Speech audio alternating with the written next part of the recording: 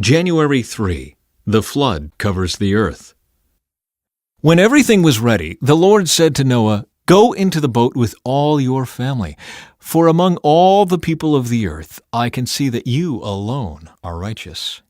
Take with you 7 pairs, male and female, of each animal I have approved for eating and for sacrifice, and take 1 pair of each of the others. Also take 7 pairs of every kind of bird.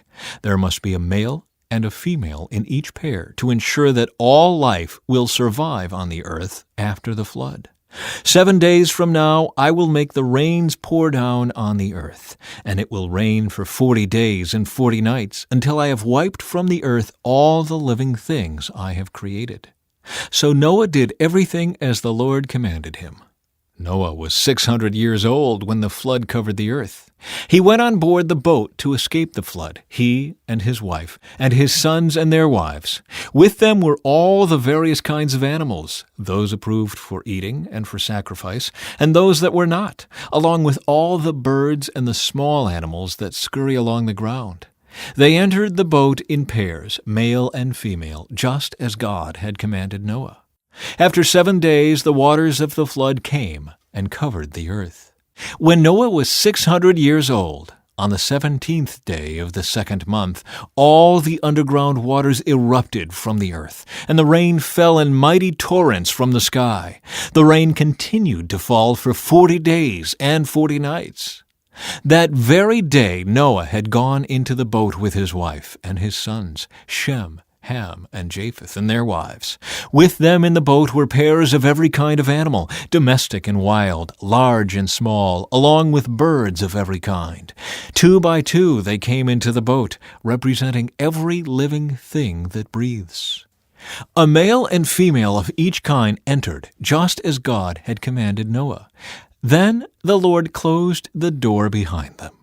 For 40 days the floodwaters grew deeper, covering the ground and lifting the boat high above the earth. As the waters rose higher and higher above the ground, the boat floated safely on the surface.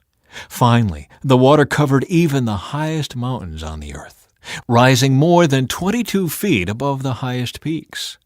All the living things on earth died: birds, domestic animals, wild animals, small animals that scurry along the ground, and all the people. Everything that breathed and lived on dry land died.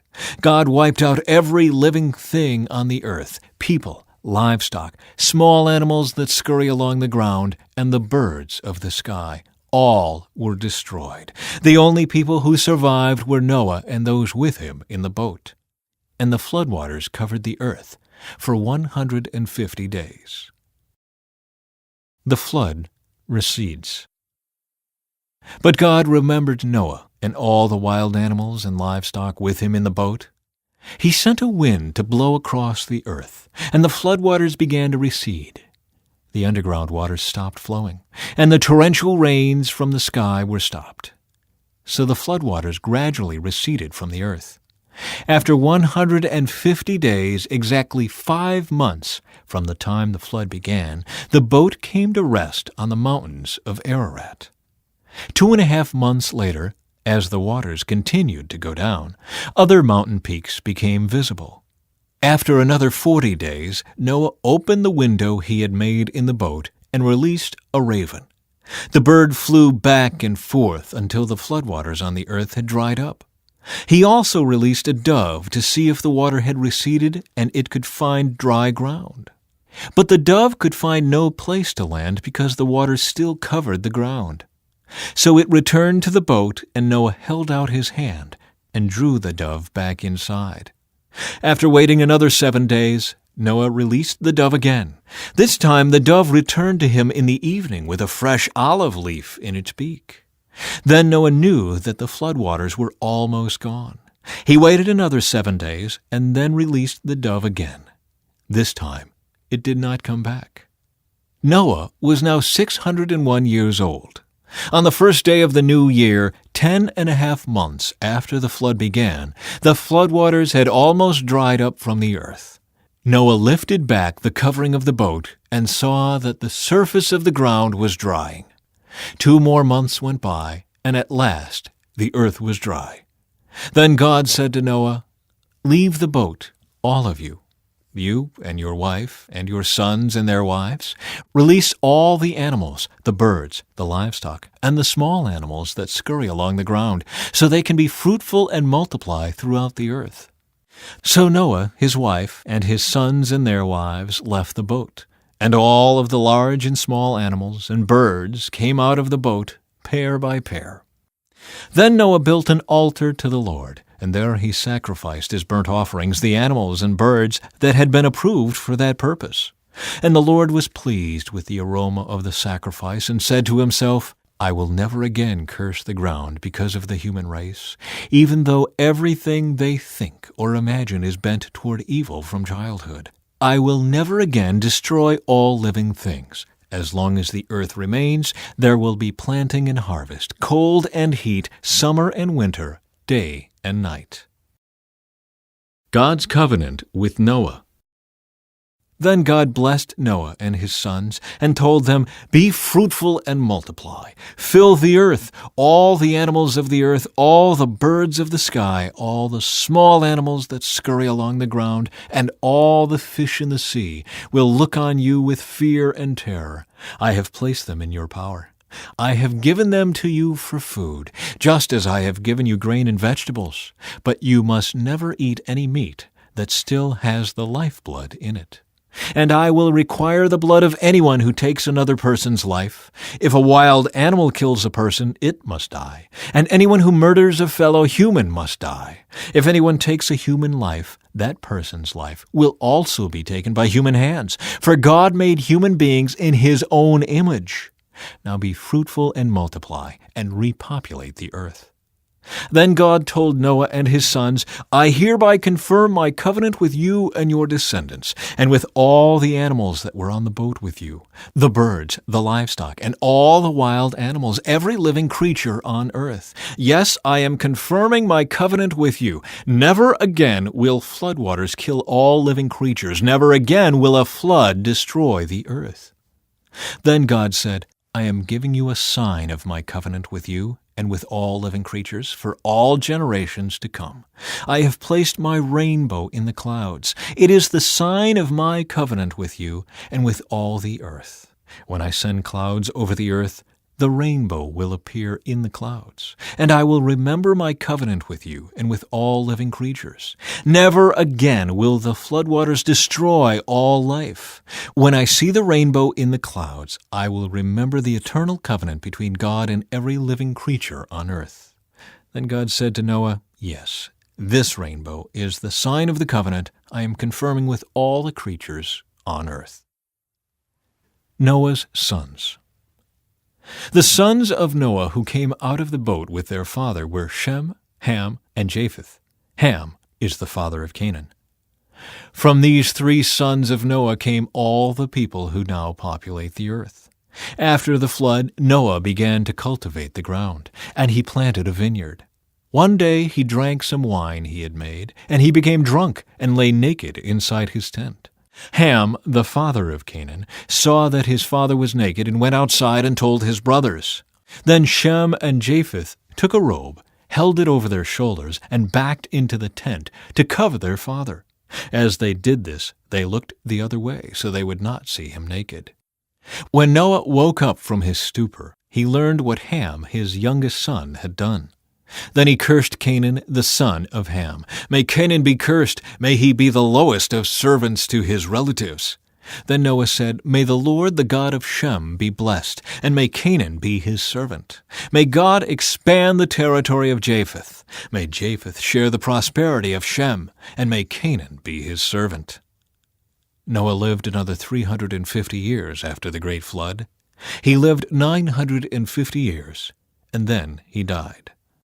This is the account of the families of Shem, Ham, and Japheth, the three sons of Noah. Many children were born to them after the great flood. Descendants of Japheth. The descendants of Japheth were Gomer, Magog, Madai, Javan, Tubal, Meshech, and Tiras. The descendants of Gomer were Ashkenaz, Rippeth, and Togarmah. The descendants of Javan were Elisha, Tarshish, Kittim, and Rodanim. Their descendants became the seafaring peoples that spread out to various lands, each identified by its own language, clan, and national identity. From 1 Chronicles.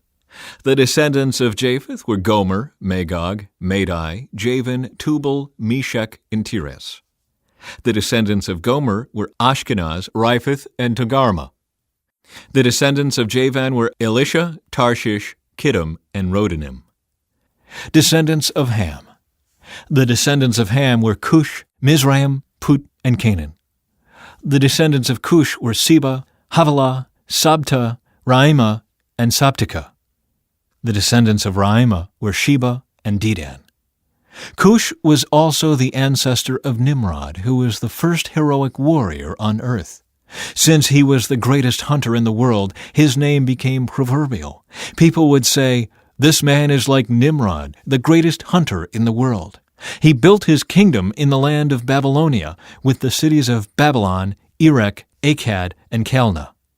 From there he expanded his territory to Assyria, building the cities of Nineveh, Rehoboth-ir, Calah, and Rezin, the great city located between Nineveh and Calah.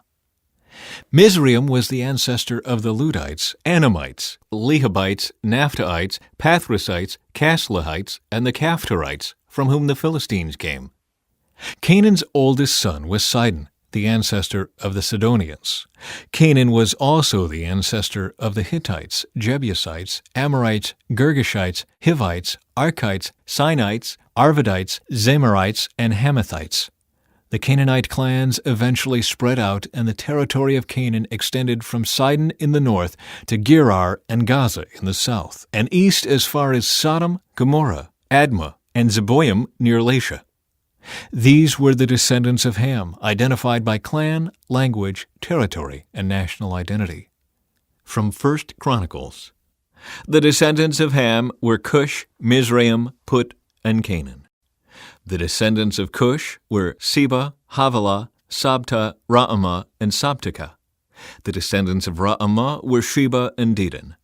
Cush was also the ancestor of Nimrod, who was the first heroic warrior on earth. Mizraim was the ancestor of the Ludites, Anamites, Lehabites, Naphtuhites, Pathrusites, Cashalites, and the Caphtorites, from whom the Philistines came. Canaan's oldest son was Sidon, the ancestor of the Sidonians. Canaan was also the ancestor of the Hittites, Jebusites, Amorites, Girgashites, Hivites, Archites, Sinites, Arvadites, Zemarites, and Hamathites. Descendants of Shem. Sons were also born to Shem, the older brother of Japheth. Shem was the ancestor of all the descendants of Eber.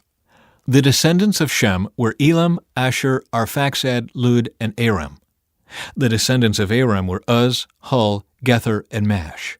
Arphaxad was the father of Shelah, and Shelah was the father of Eber. Eber had two sons. The first was named Peleg, which means division, for during his lifetime the people of the world were divided into different language groups. His brother's name was Joktan. Joktan was the ancestor of Almodad, Sheleph, Hazarmaveth, Jura, Hadoram, Uzal, Diklah, Obal, Abimael, Sheba, Ophir, Havilah, and Jobab. All these were descendants of Joktan. The territory they occupied extended from Mesha all the way to Sephir in the eastern mountains. From 1 Chronicles. The descendants of Shem were Elam, Asher, Arphaxad, Lud, and Aram. The descendants of Aram were Uz, Hul, Gether, and Mash. Arphaxad was the father of Shelah. Shelah was the father of Eber. Eber had two sons. The first was named Peleg, which means division, for during his lifetime the people of the world were divided into different language groups. His brother's name was Joktan. Joktan was the ancestor of Elmodad, Sheleph, Hazarmaveth, Jerah, Hadoram, Uzal, Diklah, Obal, Abimael, Sheba, Ophir, Havilah, and Jobab. All these were descendants of Joktan.